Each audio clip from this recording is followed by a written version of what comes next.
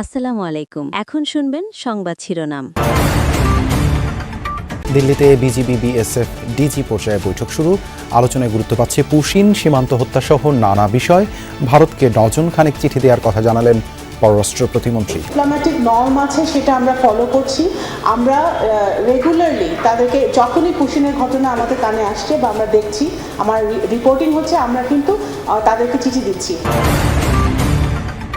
এসএসসির ফল প্রকাশ ২০ জুলাই। পরবর্তী পরীক্ষা জানুয়ারিতে নেয়ার পরিকল্পনা। চতুর্থ ও ষষ্ঠ শ্রেণীতে যুক্ত হবে নতুন 4টি বিষয়। সাইবার সুরক্ষা আইনে সংশোধনী আনছে সরকার। যুক্ত হচ্ছে সামাজিক যোগাযোগ মাধ্যমে গুজব, অপপ্রচার বন্ধের বিধান। আওয়ামী লীগের ঠিকাদারদের রুখতে হচ্ছে আইন পরিবর্তন। সীমিত পদ্ধতিতে LTM শুধুমাত্র জেলার ঠিকাদারগণ অংশগ্রহণ করে থাকেন। এই পদ্ধতিতে জেলার বাইরের ঠিকাদারদের অংশগ্রহণ করার কোনো সুযোগ নেই। বাজেটে সামাজিক নিরাপত্তায় জোর দেবে সরকার।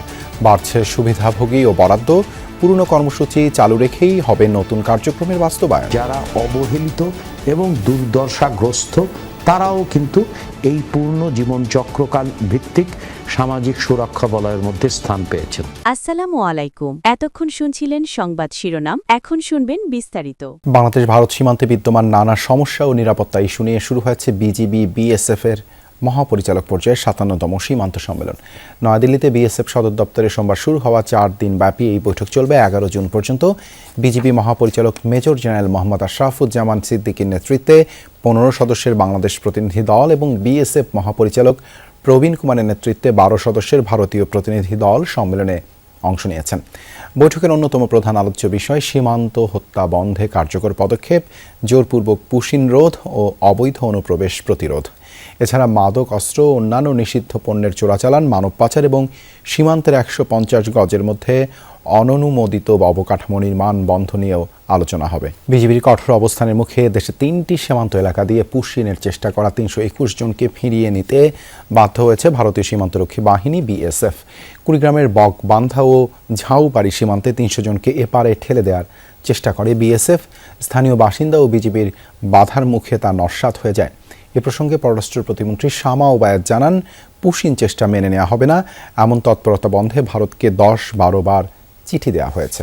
রোববার মধ্যরাত কুড়িগ্রামের রৌমারী উপজেলার বকবান্ধা ও ঝাউবাড়ি সীমান্তে দুই দেশের সীমান্ত রক্ষীদের মধ্যে উত্তেজনা। স্থানীয় ইউপি সদস্য নজরুল ইসলাম জানান, সীমান্তের সুদূরটিলা ক্যাম্পের কাঁটাতারের কাছে 2টি ট্রাকে করে প্রায় 300 মানুষকে এনে জড়ো করে বিএসএফ। এরপর এপারে ঠেলে পাঠানোর চেষ্টাও করে ভারতীয় সীমান্তরক্ষী বাহিনী। তবে বিজিবি ও গ্রামবাসীর ঐক্যবদ্ধ প্রচেষ্টায় পিছু হটতে বাধ্য হয়। ভারতের বিএসএফ প্রায় 300 লোক বাংলাদেশে পুশিং করার চেষ্টা করে। বাংলাদেশের বিজিবি, গ্রামবাসী, খেওয়ারচর, বকবান্ধা, আলগাচর সব লোক মিলে সারা রাত আমরা পাহারা দিয়ে রক্ষা করি।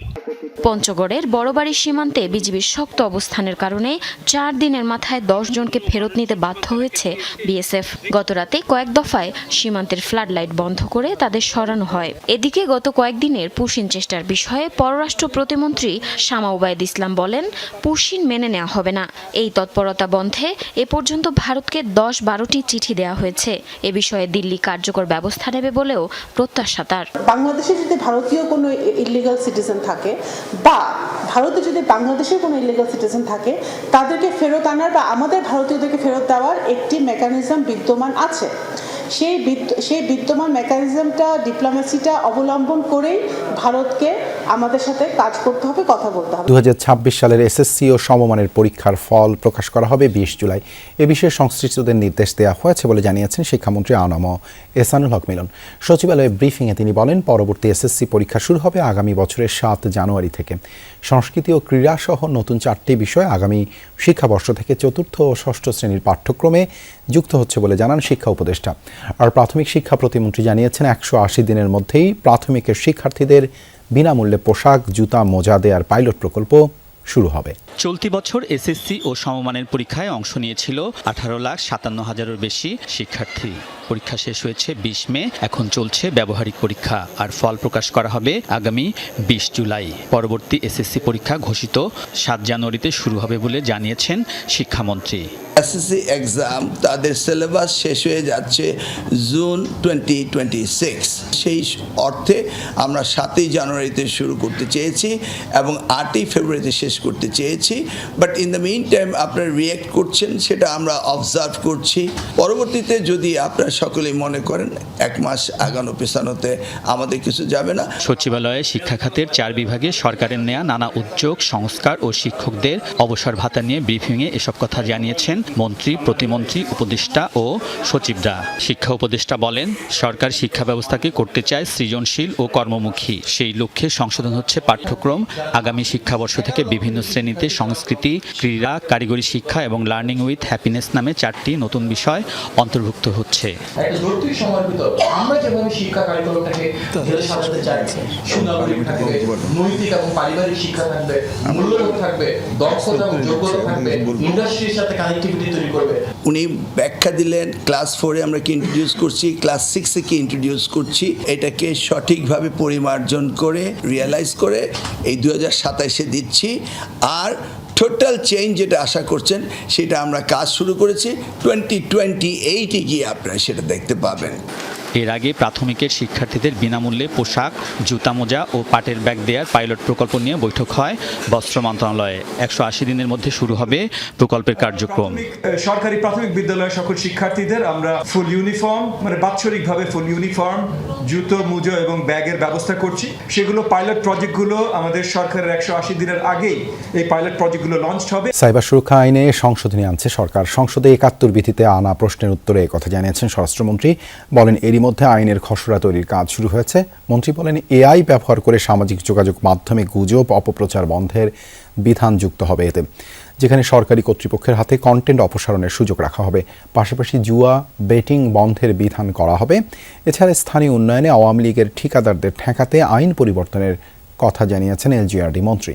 সরকার পরিবর্তন হলেও আড়ালে থেকে স্থানীয় উন্নয়ন কাজের দায়িত্ব পান পুরনো ঠিকাদাররা। সংসদে এমন অভিযোগ করেন সংসদ সদস্য আশরাফ উদ্দিন।